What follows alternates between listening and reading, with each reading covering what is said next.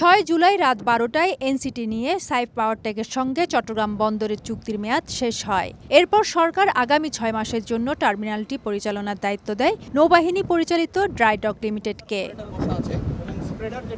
দায়িত্ব নেয়ার ১৭ দিনের মাথায় নিউমরিক কন্টেইনার টার্মিনাল পরিদর্শনে আসেন নৌ পরিবহন উপদেষ্টা। জানান, ড্রাইডক পরিচালনার দায়িত্ব নেওয়ার পর টার্মিনালের কন্টেইনার হ্যান্ডেলিং প্রবৃদ্ধি বেড়েছে ১৩%। বন্দরে জাহাজের গড় অবস্থানের সময়ও কমেছে ১০ ঘন্টা।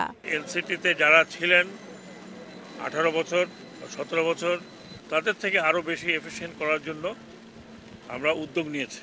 বাংলাদেশের পোর্ট, চট্টগ্রাম পোর্ট আমাদের সম্পত্তি, এটা আমাদের কাছে থাকবে। যদি কেউ অন্যভাবে প্রোপাগান্ডা করে থাকে, আমি আশা করব যে দেশের স্বার্থে এই ধরনের প্রোপাগান্ডা যেন না করে। আমরা সামনের দিকে যেতে চাই, আমরা আন্তর্জাতিক অঙ্গনে যেতে চাই, আমরা নিজেদের মধ্যে পড়ে থাকতে চাই না। চট্টগ্রাম নৌ অঞ্চলের কমান্ডার বলেন, এই গতিধারা অব্যাহত রাখতে সমন্বিতভাবে কাজ করছে মন্ত্রণালয়, ড্রাইডক ও চট্টগ্রাম বন্দর। এনসিটি অপারেশনটাকে যেন কোনোভাবেই ব্যাহত না হয়, এটা যেন ২৪ ঘন্টা অপারেশন থাকে, একটা মিনিটের জন্য যেন বন্ধ না হয়, এই জন্য উনি ওনার যথাযথ নির্দেশনা দিয়েছেন এবং সেইভাবে আমাদের লোকজন তাদের উদ্যোগ নিয়ে কাজ করছে। চট্টগ্রাম বন্দরের বর্তমানে সবচেয়ে বড় টার্মিনাল এনসিটি।